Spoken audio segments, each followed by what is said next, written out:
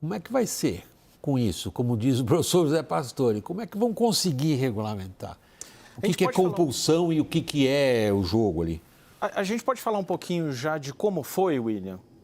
Claro. Veja que até 2018 os sites de apostas eram proibidos no Brasil. Isso significava, por exemplo, isso não significava que não existissem.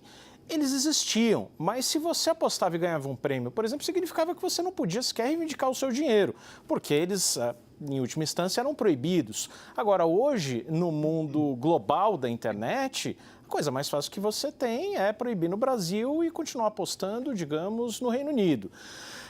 Os sites de apostas foram liberados ali na reta final, no apagar das luzes do governo Temer, mas eles careciam de uma regulamentação. E essa regulamentação passou 6 anos sem sair.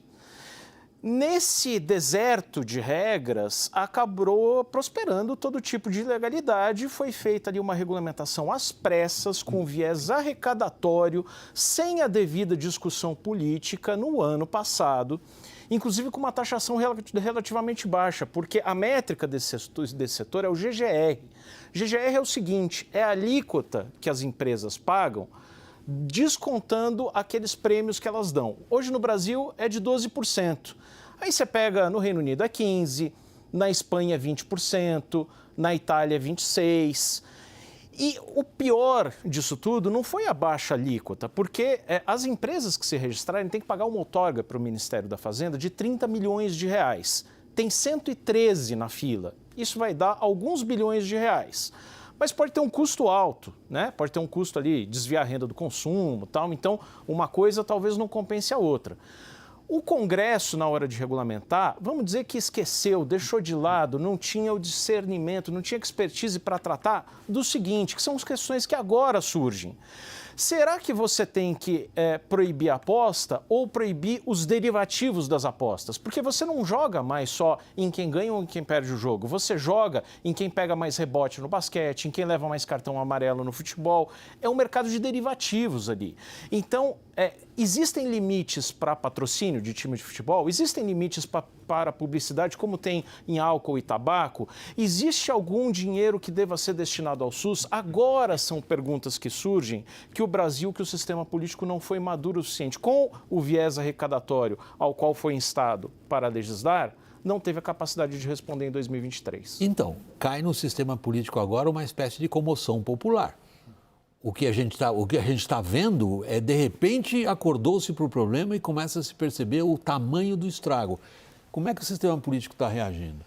Bom, de uma maneira geral, cada um observa de um jeito, né? O governo está, sim, claro, com um olhar arrecadatório, mas você tem uma bancada muito forte dentro do Congresso que é contrária a qualquer tipo de regulamentação disso, que é a bancada evangélica, que atrapalhou, inclusive, no governo passado, e o presidente Jair Bolsonaro fez essa concessão de deixar, de não regulamentar uma lei que era aprovada com a necessidade e com a velocidade que precisava ser feito, justamente porque uma das bases de sustentação do governo Bolsonaro, que eram os evangélicos, eram contrários ao projeto. Eu vejo hoje o sistema político majoritariamente muito interessado e defendendo que a regulamentação vai regular, é óbvio, né? Mas que todos esses males que até o próprio professor coloca, que eles existem de fato, a partir do momento que entra a regulamentação em vigor, eles passam a ter uma possibilidade maior de serem controlados. Porque, a rigor, não é simplesmente a proibição que você vai eliminar o jogo, porque o jogo do bicho está aí há, sei lá, um século, no mínimo, né? Qual que é a história do jogo do bicho. Mas tem uma perspectiva. Tem um dado, William, que é muito interessante hoje, quinta-feira. Tem 3 mil, mais ou menos, bets atuando no país. 3 mil.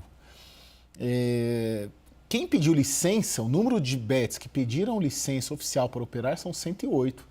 O que significa que é uma minoria que tem interesse em operar no Brasil dentro de uma regulamentação que valha. E dessas 108, 20% ainda não está operando.